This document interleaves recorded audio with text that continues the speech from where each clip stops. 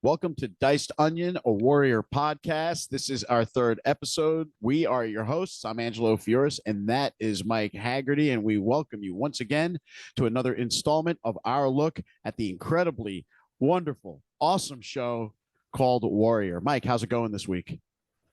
Angelo, it's going very well, very well. How are you? I'm doing awesome, man. Summer is coming to an end here, and I'm disappointed about that. I'm also disappointed that the current season of Warrior is winding down to the last couple of episodes as well. That's kind of bittersweet, right? Because I'm excited to see how this story wraps up for the season. And something else that bugged me that I read the other day because of Mike, the actor strike, and because of the writer's strike, I read that possibly the earliest we might see the next season of Warrior would be late 2025. Really? Yeah, that's what I read. I'd have to dig up the source, but that's what we saw yesterday. I would guess that given the timing, let's assume best case scenario that this is wrapped up soon, Right. that they wouldn't even probably be going into production for probably another couple of months anyway. So If there's I would have thought, yeah, that's true. But I would have thought that they would have good timing, but well, that's very unfortunate to hear.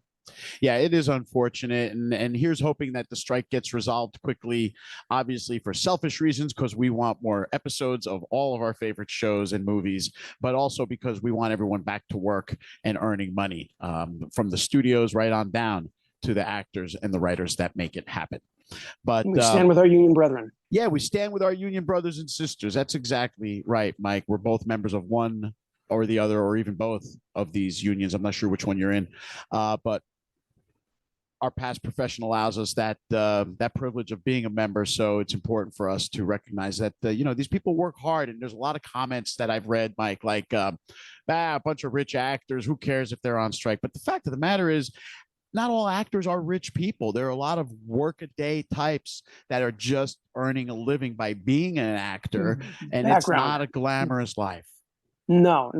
I've been in the trenches. I've been a background actor, and the people that I saw were really just sort of scraping by. Right. A lot of them were just trying to book gigs from day to day. People think of actors, they think that everyone's a millionaire, they think that everyone's Tom Cruise, and that's certainly not the case. It is not the case. Perfect example. I was at a writers event a couple of years ago. This was pre-COVID. It was in New York City, and there was lots of writers around, and we mingled and met a lot of people, working writers, but clearly, and this is not a disparaging comment, there was not a room full of millionaires there. Again, workaday type people, blue collar in a sense, even though they have a white collar type of job where they're not doing labor, right? So that's a misconception that I hope that we helped clear up a little bit here, which is writers and actors are not all loaded. Just like radio people are not all loaded and make six figures. That's not the case. You and I can attest to that directly. It takes that special, you elevate to the top, you become the famous guy. And yeah, there's a big payday waiting for you. And that's the same in acting. That's the same in sports. That's the same in TV and in radio. Absolutely. Yeah. So again, we stand with our union brethren, and we hope that this resolves soon to everyone's benefit. Yeah. And I saw some pictures from a friend of mine who was at one of the rallies, strike rallies yesterday, and it was pretty vibrant. There was a lot of people in support, and this thing does not look like it's nearing any kind of end the way it's going. But I don't have any insight or knowledge to talk any more than that, Mike. And neither do I. Just hope for the best and hope for a quick resolution. Yeah. So that we can get more warrior episodes before the end of 2025. Yes. So let's move on, shall we, Mike? It's season 1, episode 3 for us now. This episode is called John Chinaman. It aired April 19th, 2019. And it opens up with our friend Mr. Leary showing up in a place his type clearly doesn't frequent. And he's making his way through a room of well-to-do types, a lot of these business kind of guys that we have seen in the first couple of episodes, the factory owner types. And he has a seat with someone that we're familiar with, doesn't he? Penny's father. Right, Penny's father. And he immediately puts the muscle on him, doesn't he? Yeah, and Penny's father, to his credit, is not having it. Penny's father is letting him know. He goes, I didn't get to where I am by being muscle, but hey, look, we can work something out. Right. So he's a good negotiator. He handled that pretty smartly. He said, I'll hire you guys if you'll keep the labor costs low. Yeah, so Leary's intention immediately was, we need congratulations to you. You've gotten the contract to lay the track in San Francisco, and you're going to be needing some strong backs, aren't you? And Leary does a not so subtle thing here where he grabs like an apple off of the table and he pulls out like a knife in a threatening sort of manner to Yeah. cut himself a little piece while he's making his point to Penny's father. And that's when he uses the line that you said, which is, I didn't get to where I am by being intimidated, but certainly we can work together. So these two do cut a deal before the scene ends. Yeah, and you saw some very good negotiating on both their parts. And Leary, I thought, lent a little bit of levity to the scene. He said, "What did he say?" He said, "We need more politicians. We need more Americans like you." Right. And added a little bit of it. There's always a little bit of a touch of humor to this. That's what makes the show so great. Is that it's just, yeah, you can have constant tension, but the humor, you need to break it up, and that's what I love about it. Everybody has shown, every character has shown the ability to get a line in when the opportunity presents itself. It's not like everyone's throwing one-liners around, but certainly there's a zinger here and there, and no character is immune from it or from delivering it. That's for sure. That is for sure, because we do see that sometimes when it takes a left turn, whatever, someone gets their sort of comeuppance. Yeah. So it's and you'll see that more and more. But yeah, it's usually accompanied by some sort of line to hammer home that comeuppance. Yeah, and we certainly see in this episode, not to jump ahead, but we see Assam. He gets berated a little bit through this episode. Yeah, Assam he takes his lumps, so to speak, and we will talk about that as this show goes today. And let's begin with Assam now. We come back from the credits, and he is in court. He's being charged with aggravated assault, and the proceedings begin in court. And the prosecutor is making a big push to keep Assam locked up. Yeah, and this is where we see the state versus John Chinaman, which John Chinaman, I don't know if you mentioned it, but that is the name of this episode.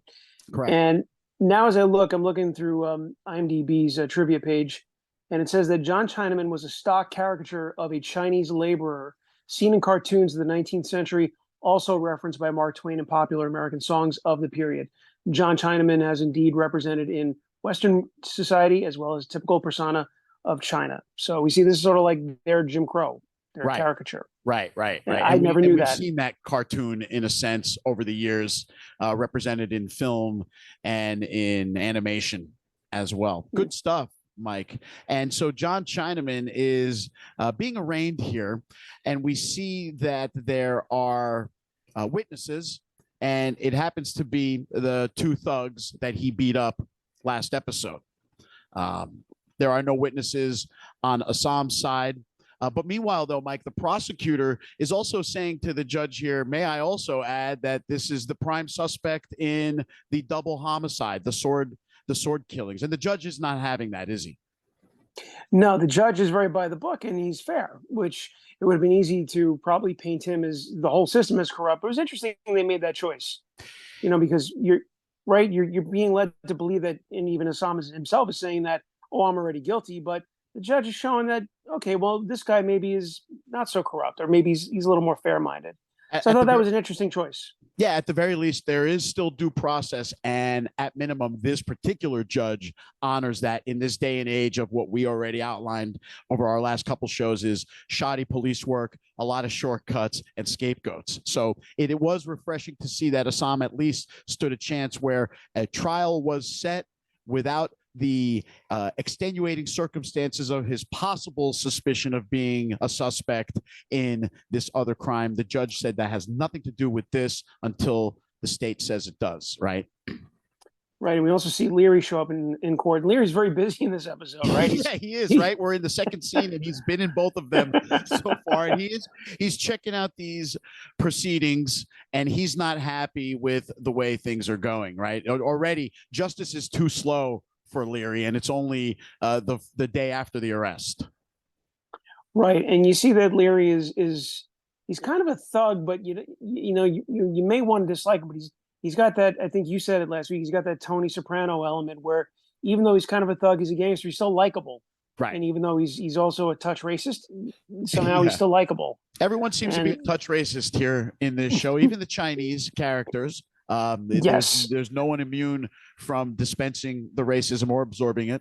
Uh, Before the scene with Leary ends here, where he wants justice swiftly, he tells this to Bill outside of court. He finds Bill O'Hara, our sergeant, and he says, "Bill, these are savages we're dealing with here, and why is justice not being?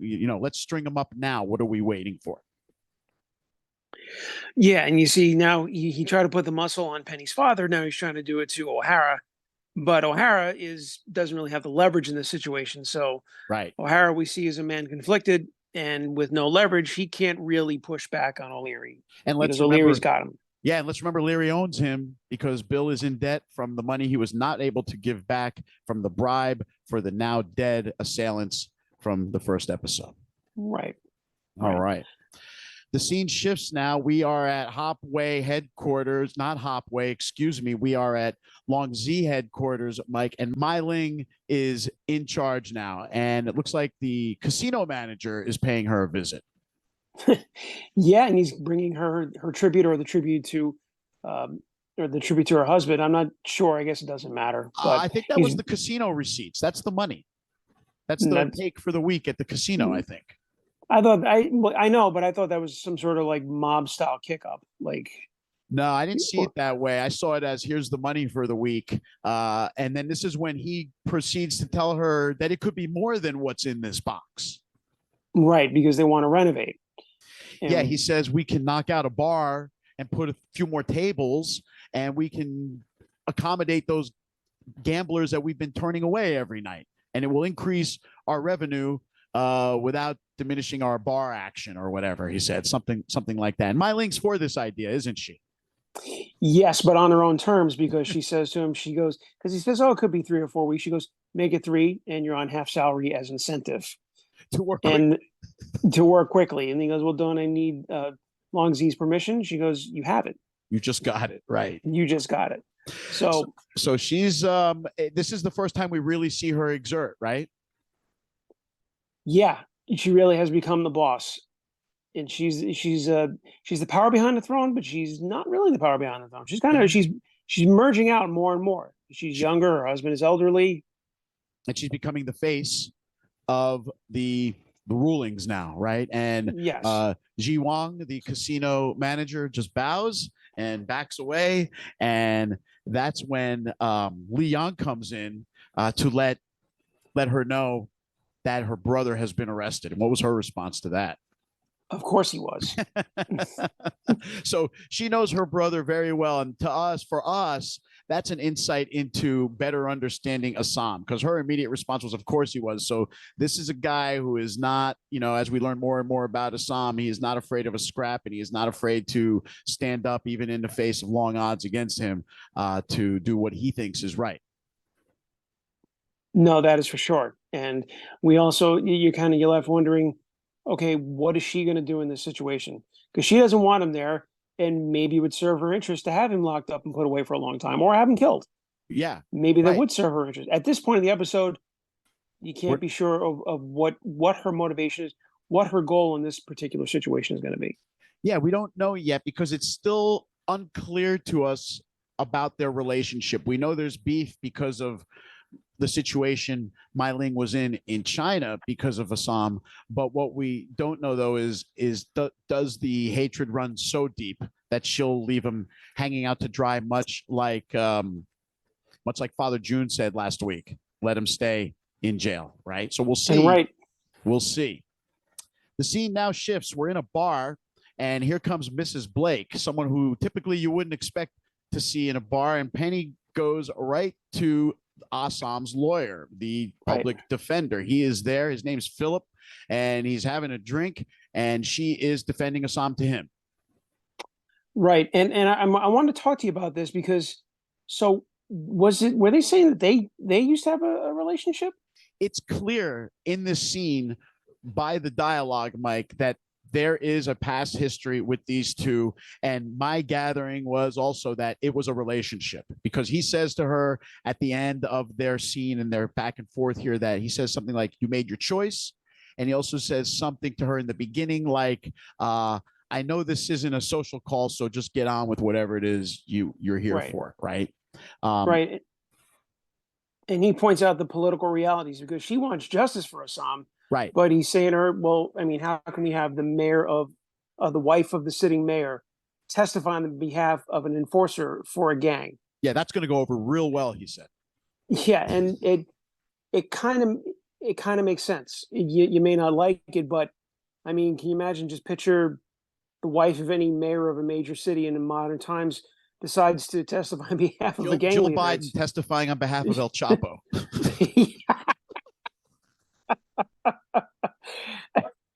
Boy, that would grab some headlines in a very Oh strange yeah, time. that would shake things up a bit. But the point is well made here by Philip, and he closes it by saying he doesn't stand a chance. There's even if I thought it would help and it wouldn't, this is not going to go well for Assam. And she No. says she leaves him with he doesn't belong in jail. Right. And Philip closes with, after she leaves, under his breath, he doesn't belong in this country. So while we saw him as a lawyer doing his job, Mike, in a couple of scenes earlier in the arraignment, standing up for Assam legally like he's supposed to, we see that his personal feelings are he could care less really if Assam is arrested, convicted, or shipped back to China. No, he could care less. He shares the same views as everyone else of the day. Yes, but at least he does his job. So yeah. there's that. Again, so now that's interesting because even though we don't know the judge's personal feelings, we see a judge acting fairly, and we see the public defender acting fairly on behalf of Assam, aside from his personal feelings. So interesting that comes up here 2 scenes in a row. Yeah, you're right. I didn't even pick up on that, so you just brought it up. And if you think about it, you can also say the prosecutor in his own way is actually doing his job too. He's trying to pin a murder charge. He's just trying to do his job to the best of his ability. So I'll give him that too. Yeah, he was trying to take shortcuts, though, by using the possibility of a murder charge as a reason to put the screws tighter to Assam. And so I feel like he's doing the shortcut shenanigans that seem to be the way of policing and prosecuting in San Francisco in 1878. But nonetheless, we're now back to the jail. We can see it's the same holding area where Assam is being held. And now here comes Bill with 3 other dudes. Yeah, and we see that O'Leary's wish is coming to fruition. Yep. With O'Hara bringing in 3 men. This is Leary's justice. This is Leary's justice, and you know right away that they're not there just to be there. They're there on assignment. And Assam knows that right away, and he looks at O'Hara. And what I thought was interesting about this scene is that we sort of see the internal conflict in O'Hara. And it's done without words. It was kind of in that, as you notice, as he's walking up the stairs, as he lights his cigar, he kind of pauses for a moment. He looks. He doesn't feel good about this. Right. But it's not going to stop him, but he doesn't feel good about it. So we see a little bit of that moral conflict with O'Hara, which I appreciated that. That's those little touches where you see that, these people, it'd be very easy, and I said this before, to just paint everyone as just cartoonishly good or bad, Dudley Do-Right and Dick Dastardly, right. But no, they're going much deeper, and there's layers here, layers like an onion, right? Right. So that was my favorite part of that scene was O'Hara's little pause at the stairs, and I thought, okay, here's a guy in conflict. That was my favorite part of that. The actor is excellent at conveying Bill's feelings without using words, and he does this. He's done it a couple of other times in the show, and there will be others, I'm sure, that we will bring up. A good point by you. We see that internal conflict in Bill, but before, and Assam looks at him, and Bill puts the 3 guys in the cell, and he locks the cage behind him, and he says, "Now you guys behave now, or play nice, or whatever it was." And like you said, clearly, these guys are there to handle Assam in the fashion that Bill Leary or Dylan Leary wants to see. Right, and of course we know what happens next. Doesn't work out that way, does it? No, Assam beat the crap out of them, including the guy in the next cell. He breaks his hand or his fingers or whatever. Oh, that's right. Because as the three thugs are beating up Assam, he Right. gets pinned up against the bars of the adjacent cell, and a pair of hands come from behind, and Assam takes care of that guy. That's right. That's right. And he probably got off relatively light. The Yeah, other that guy guys. got off light because he's not on the floor, passed out. No, Right. The no. other three So guys are knocked out. Assam really doesn't have much trouble with them, does he? no, and he's obviously he likes to scrap. He's one of the best scrappers in town. He's the best scrapper in Hop Wee. I don't even think that's in debate right now. Well, Um, Bolo might have something else to say about that down yeah, the I line was because going he to doesn't say, like Assam very much, does he? no, I was going to say that too. But I want to say that the action in this scene, and this is where there's another thing I love about the show that yeah, you're there for the karate. That's probably what hooks you in the martial arts, but the writing and the acting, see, because to me the part between the unspoken actions between O'Hara and with Assam, to me was more interesting, almost as interesting, I'd say, as the fighting, because the fighting is sort of a means to an end. Yeah, you know what's going to happen, but you didn't know what was going to happen between Assam and O'Hara, and that was my favorite part of that scene. Right.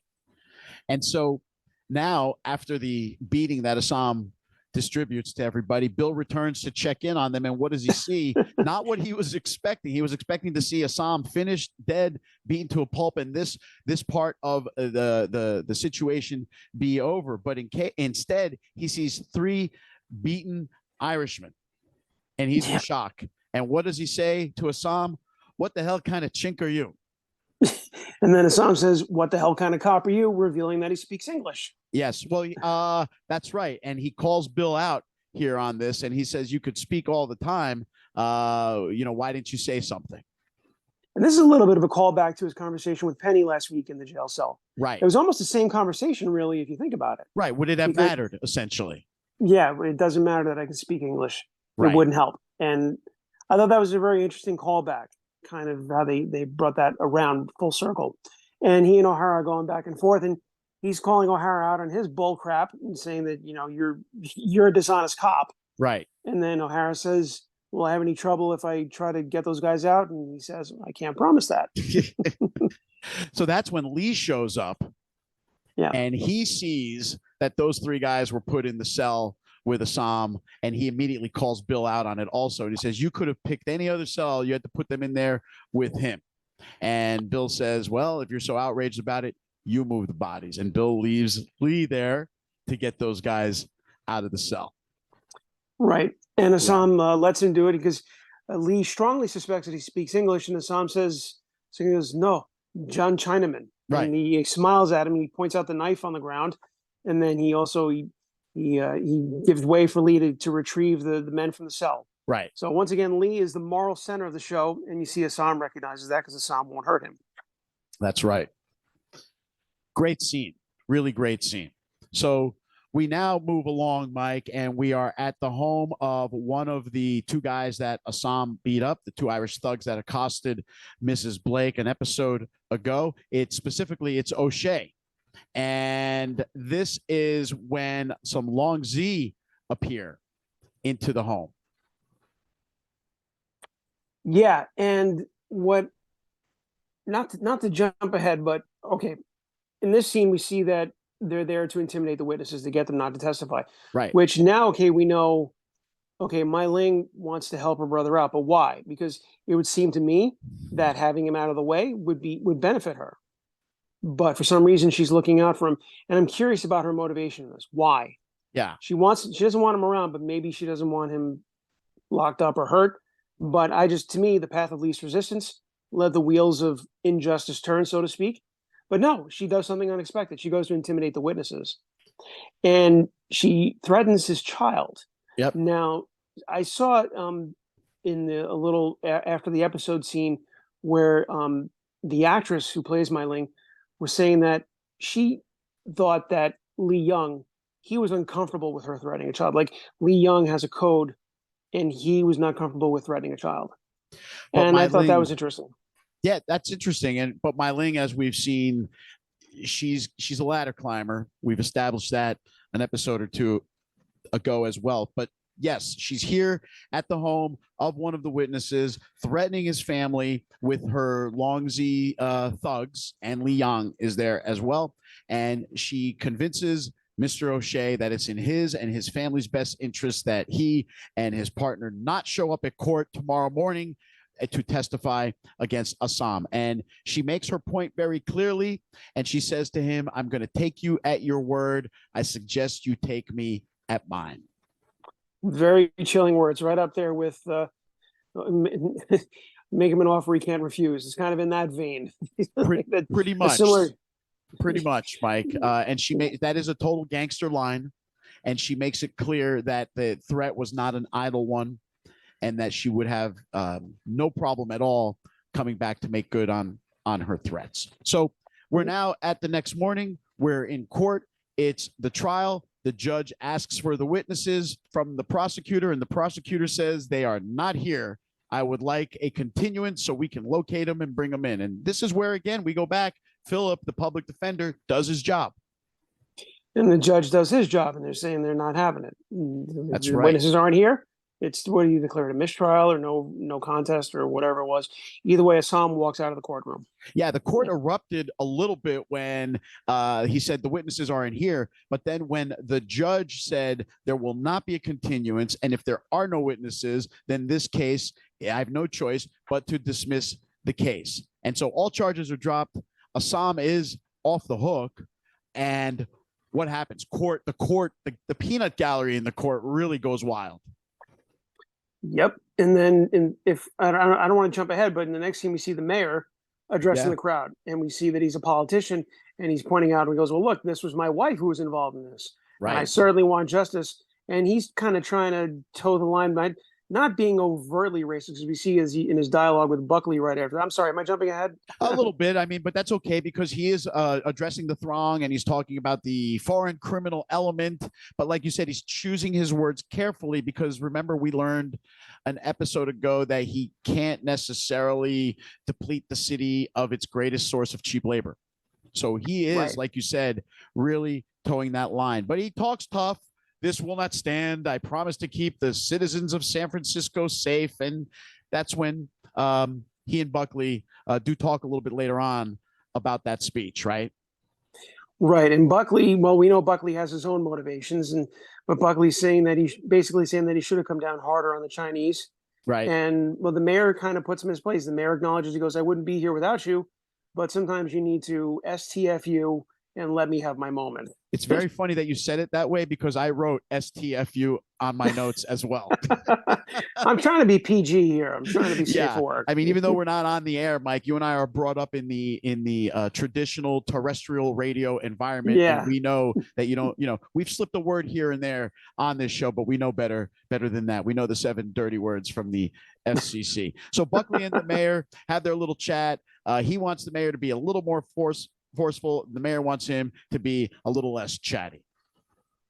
Yeah, and well, obviously, as I said, we know Buckley has his own motivations in this scene. He's got his own side deals worked out, and that's why he wants that done. Not necessarily because he feels very strongly about this or altruistic reasons. He wants chaos, and that will serve Buckley's purpose. We now go and back. The mayor, yeah, I'm sorry. I was going to say the mayor pushes back. That's all. Yeah, and the mayor pushes back. Exactly. We go back. We skipped ahead one scene, but it's not that big a deal. We go back to outside of the courthouse, and we see Assam and Bill sitting on a bench there together, post dropping of the charges, and Bill calls him one lucky SOB. Yeah, and what was funny about this was that you kind of get the sense that Bill and Assam are kind of bonding a little bit, maybe a little bit of bonding, even though he did just try to have him killed. But right, I guess in the place and time that they are, I guess you can make peace out. I don't know, but he's trying to give Assam a safe way out of the building. Yeah, it feels like Assam earned a little bit of Bill's respect in a way by cleaning the clocks of the 3 Irishmen that he beat down in the cell. And he does tell Assam, this crowd will tear you apart. Here's, go down this hallway, down these stairs, I'll lead you to a side door, and you'll be safe and keep your head down. And then there's a funny exchange right after that. Do you remember what was said? I do. Assam says to him, are you sure there's not going to be 3 more guys waiting for me when I get to that door? And Bill's response is, well, it would take a lot more than 3, wouldn't it? Great line, great delivery, and to me, really cements the fact that Assam has earned Bill's respect. Yes. And I thought that was an interesting little bit of a bonding moment, not expected. Again, left turns from the writers and the actors here. Yeah, definitely. So yeah, that was. I'm sorry. One of the best lines of the episode, right there, when Bill says it would take a lot more than 3. that to me arguably was that and Mei-Ling's line were probably the 2 lines of the episode. Yeah, I agree. So now Assam is out, and who's waiting for him? None other than Chow, reminiscent of episode 1 when Chow spirited him away when he initially brought him to the Hop Way. Now he is there again, waiting for him and spiriting him away one more time. Yeah, and once again we see that he's sort of become an unofficial advisor, sort of a let's call it a consigliere to or some sort of counselor. Right. He's sort of advising Assam to sort of smarten up, and then he tells him, he gives him a message from Mei-Ling, and then we see that she wants him out of town. So she didn't want him put away. She didn't want his life ruined. She just wants him gone, hopefully, preferably, I'm assuming, back to China. But then we see he can't, because he's now hooked up in the Hop Wee. And then, well, Chow tells him, well, you, my friend, are truly good. And Effed. Again, my old radio guy, effed. Yes. There's a great little exchange along this conversation, Mike, where Chow explains to Assam that Mei-Ling sent him. And Assam says, I don't know Mei-Ling. And Chow says, that might be the smartest thing I've heard you say since I've met you. And he goes, well, then, Mei-Ling, who you don't know. And then he goes on to tell him what Mei-Ling had to say. And I thought that line was very funny, because Chow not buying it for a minute that Assam doesn't know Mei-Ling, and Assam Chow rather is also thinking aloud. What's the connection? I'll figure it out. There's a connection with you two. So his wheels are spinning for sure. Yeah, and well, he's one of the savviest characters in the whole show. Him and probably Atoy are probably the 2 smartest people smartest characters on the show. So you know that if they're on the case, that they're probably going to figure something out, or at least figure it out how it benefits them.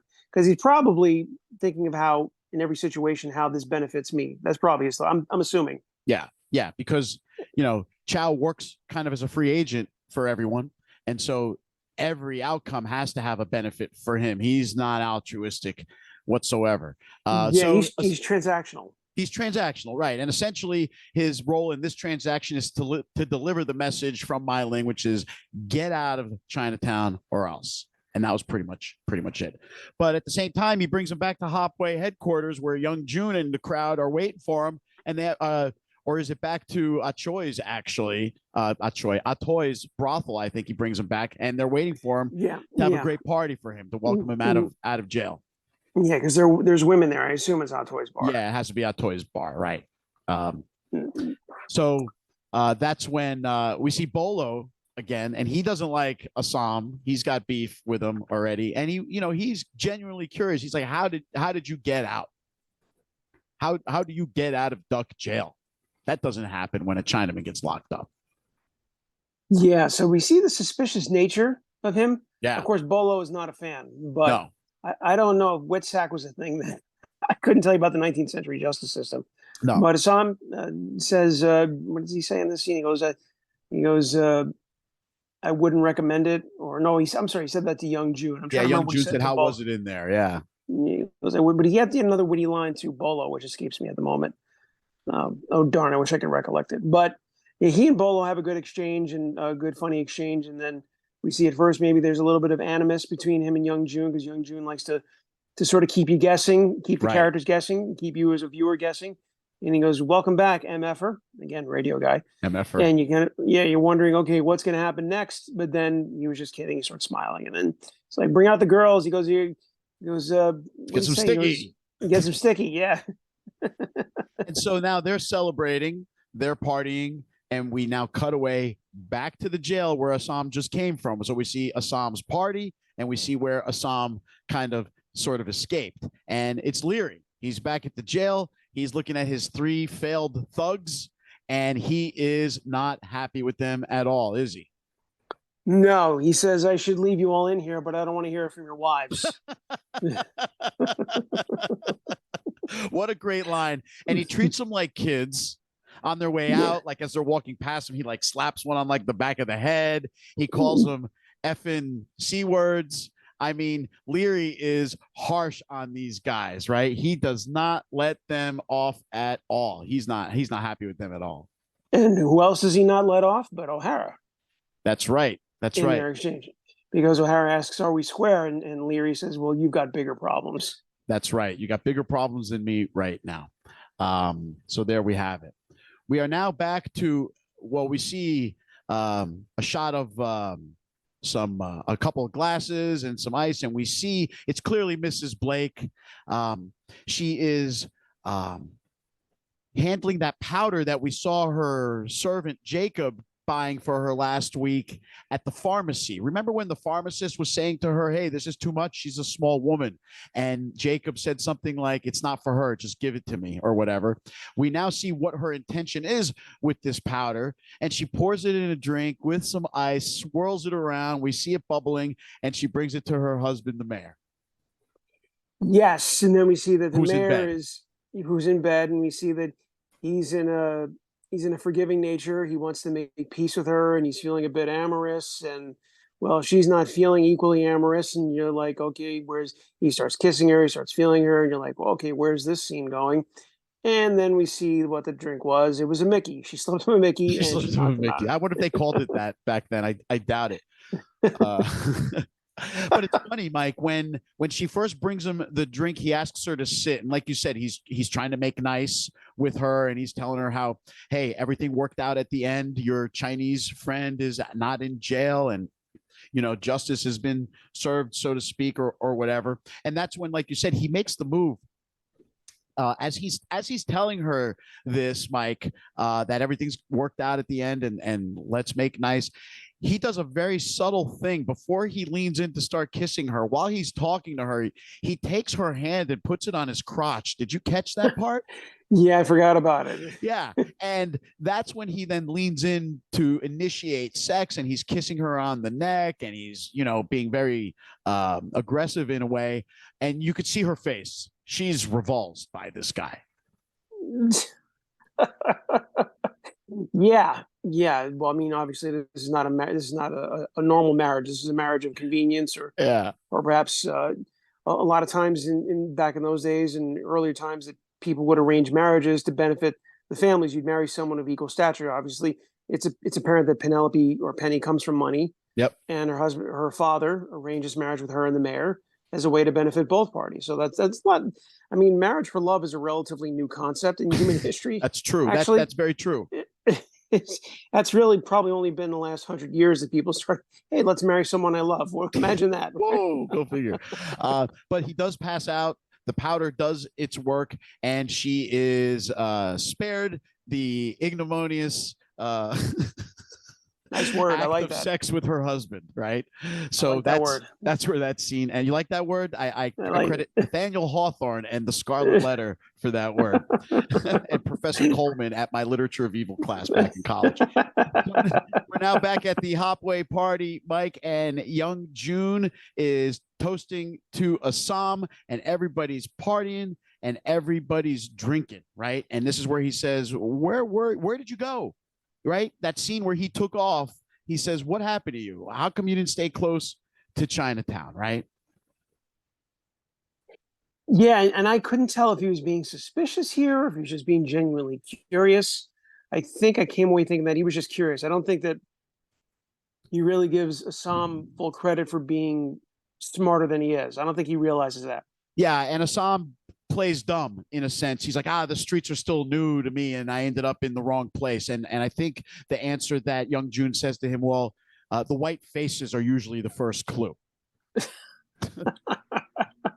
So he pops the bubbly Another bottle of champagne is opened. Everybody's drinking to Assam, and Father June shows up. Oh, Oh, yikes. Give me a drink, he says. Give me an effing drink. And they give him an effing drink, and he toasts to Assam, right? Right. And then he smashes the drink. He smashes the drink. After he downs it, he smashes it, and everybody dummies up. Yep. Everyone clams up. The boss, and he's with Bolo, by the way. I don't know if you noticed that. Yeah, I did notice that. It's Bolo, right? And I couldn't be sure if maybe Bolo's pouring vinegar in his ear. I don't think so. I think that probably Father June doesn't need any help making his judgment calls. But he's there to basically admonish Assam for wandering off. But basically what his son Youngjun was just asking him about a few minutes ago. And he's saying, don't wander off. He goes, you don't make a move unless you're doing it for us, essentially in so many words. And then he proceeds to administer some corporal punishment on Assam. And he brings out a piece of a chair, some sort of wooden object. I thought it was something of a chair. Looked like a heavy wooden baton to me, like an extra heavy baton. Yeah. And he goes to Jem in the gut, and Assam instinctively blocks up, and he goes, what do you say? He goes, lower your effing hands. Drop your effing hands. Yeah, and he goes, and then Assam does that because I think Assam probably did the calculation that it'd be better if he just took the beating and then be done with it. And he beats him up, and then I think he, like you're saying about with him and O'Hara, I think he earned a little bit of Father June's respect because he took the beating. Yeah, Mike, I mean, you almost glossed over it. He took the beating. This wasn't just a beating. I mean, this was severe. I mean, that club that he was hammering Assam with was going jammed in the gut, shot across the shin, stab in the back with the butt of it into the back of the shoulder, everywhere but the head and the face. He was clobbering him with this thing. And finally, after some beating, it's over and Assam survives. And then it's time for another drink. Of course. Yeah.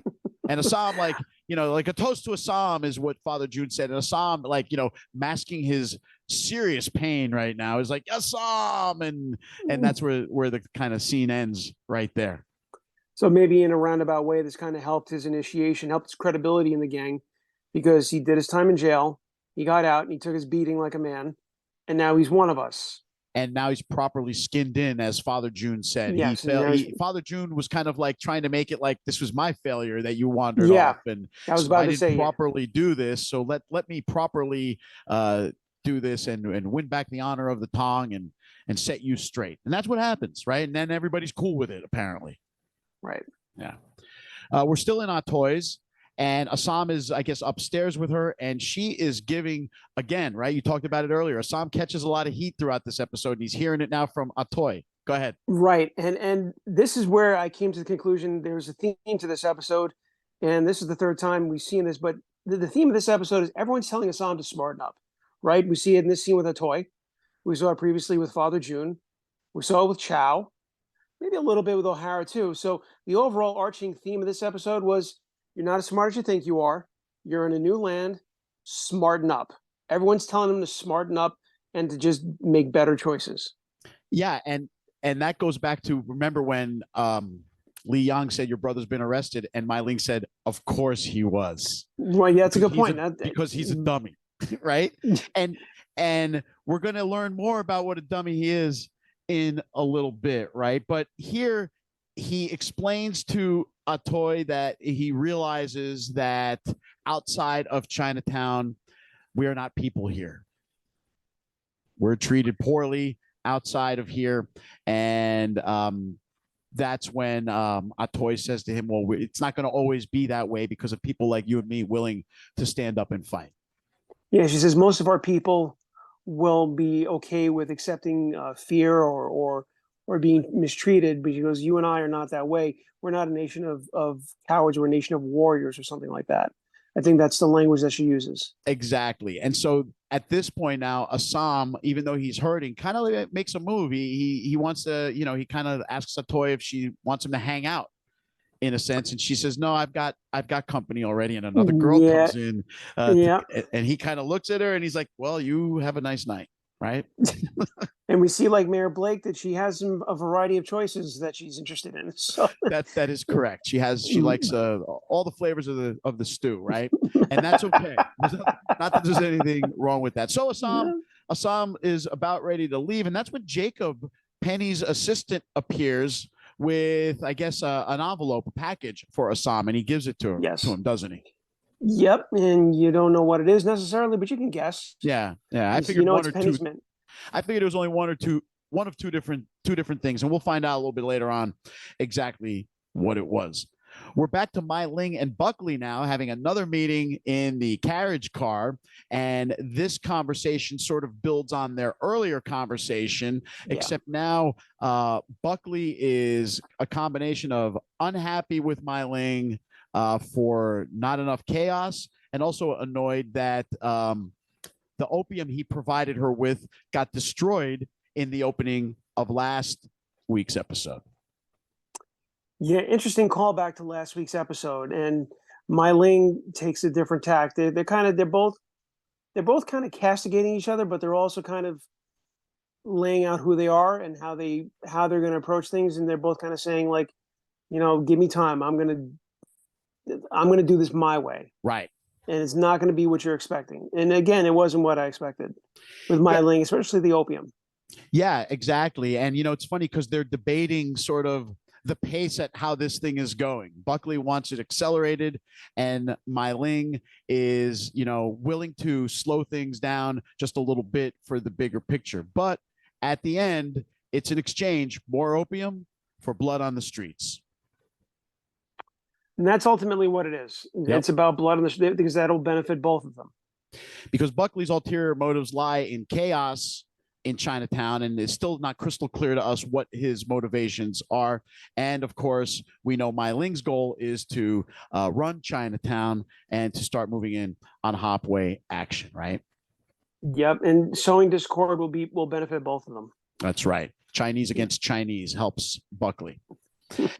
We're now we see Assam, and he shows up. We're not sure for a moment. It's night. He's in a building or a room, and it doesn't take long for us to realize he just walked into the mayor's house. Yeah, a pretty ballsy move, and how he even got in there. I couldn't even begin to speculate how he managed that. But I guess back in those days, I think it was standard procedure. Like when Lincoln was president, which predates this period. Like anyone could just walk into the White House and try to see Lincoln. So maybe it's the same sort of concept. Right. Like if you're just an average citizen in 1860, you could go into the White House and say, hey, I want to talk to Lincoln about something. And I mean, that wouldn't happen this day and age. And maybe it was the same concept with the mayor. Like anyone could walk in, which is kind of interesting. But that is interesting. And this was my favorite scene of the episode because, again, there's so many layers here between him and Penny. And it starts off with, you don't know which way it's going. And then, he's saying to her, well, now we know what she gave him. What was right. in the... Right. But, just to backtrack for a second, I'm assuming that this scene takes place shortly after the mayor passes out from the powder. So he's out cold when Assam happens to show up and Penny's there, surprised to see him, right? Yeah, and for all he knows, the mayor could be awake and just in the other room. For all he knows, so and she says that to him. The mayor is asleep upstairs. You can't be here, right? But Assam doesn't care. He even walks over to the bar, sniffs one of the fine scotches, and pours himself a drink, and even tells Penny, "I love this line." He goes, "You're coming off as like a little rude," he says to her. Yeah. Engaging her in etiquette, and then a few moments later, he says to her, he basically points out that she doesn't even know his name, and he says, right. Well, you could ask. That's correct. Kind of teaching her, the gangster. That's interesting. You pointed that out. The gangster teaching her about etiquette. A woman who probably went to finishing school and from one of the finer families. But here he is saying, you could have a little bit of manners yourself. Right. And then good catch. And then she asks Assam, "Why did you defend us?" And his answer is great, and it sums up everything we've been talking about in this episode. He says, "Because I'm an idiot." Yeah, because right? I'm an idiot. And then he leaves, or he turns to leave, and the tension gets ratcheted up a moment here, doesn't it? There's a lot of tension in this scene. You don't know which way this one's going to go. A lot of, I dare say, sexual tension. And he steps in real close there, like he's as close to her face as I am to my microphone right now. And I was like, wow, is Assam going in for the kiss here? But he doesn't. That's what I have expected too. Yeah, and it probably, in retrospect, it probably wouldn't have been the right time. Yeah. Both in terms of the characters or in terms of the show. But this was my favorite scene. A lot of sexual tension, and it showed the playful nature of Assam. Right. And it maybe knocked Penny down a bit of a peg because he also said, he goes, I don't need, well, can I say it? Yeah. What was in the envelope? He goes, she Yeah. gave him money. And he goes, I don't need your money. He was too proud to take her money. Right. So he was proud. And he's teaching her that, hey, I'm not just John Chinaman. I'm a person. I have manners. I have thoughts and feelings. And I'm a man, damn it. yeah. And in her own way, Penny was sort of not treating him like a man, or maybe like maybe something lesser to her value. Maybe. And to her credit, she sort of accepted that lesson and apologized in a sense and said, "You're right." And then at the end, she says, "I don't think you're a coward." And he says, "I don't care what you think," and leaves. Which that was another little callback to what he just said before that. Right. But that was my favorite scene of the episode. It was a good one. I love the exchange between them, and I'm looking forward to seeing if exactly where this tension now between them takes us and takes the story. But from there, we see Mr. Leary showing up at O'Shea's house. We know O'Shea from a couple of scenes back when he was visited by Mei-Ling and the Long Z and intimidated into not showing up to testify against Assam. But now it's time for him to pay the piper, isn't it? Yeah, he's pissed off. And he's pissed off because, well, first of all, the guy tells him, he goes, well, they threatened my family. He goes, well, why didn't you come to me? And Leary's not hearing O'Shea's excuse, is he? No, he's not here. And he goes, and then he asks, what is a fire brigade here for? And he goes, well, they're here to make sure the fire doesn't spread. And what fire?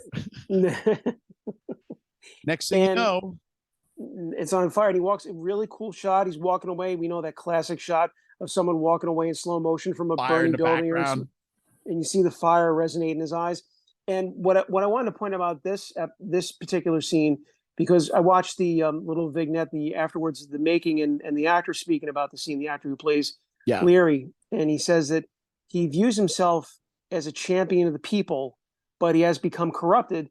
And even though he's a champion of the people, the Irish, here he is, he's throwing this Irish family out in the street. And probably like a lot of people, probably like O'Hara previously, he was conflicted by this. Yeah, exactly. And, he does say to O'Shea, get out of San Francisco.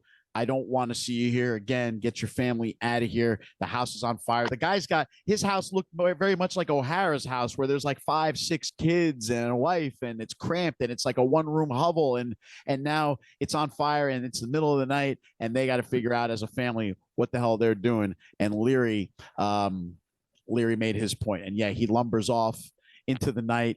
And that is how the episode ends, Mike. Explosive ending. Literally, explosive ending. Literally.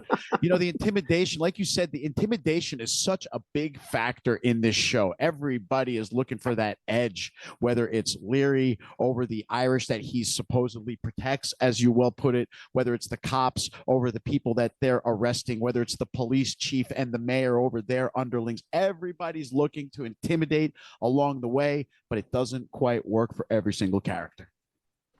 Yeah, and the incestuous connections between all of them, between law enforcement, the Irish, the Chinese, politics, and how it's all interwoven.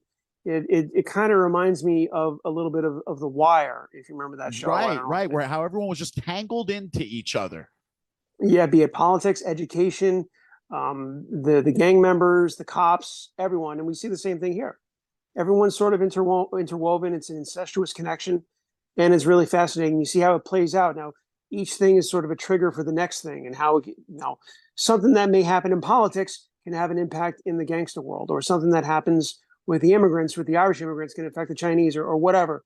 And that's the beautiful part about this show. Right. As much as the proper society wants to keep the Chinese separate, they are intricately intertwined as a unit. So no one can escape that. And I think that's what a lot of these characters haven't quite dawned on yet, is that they cannot get away from each other.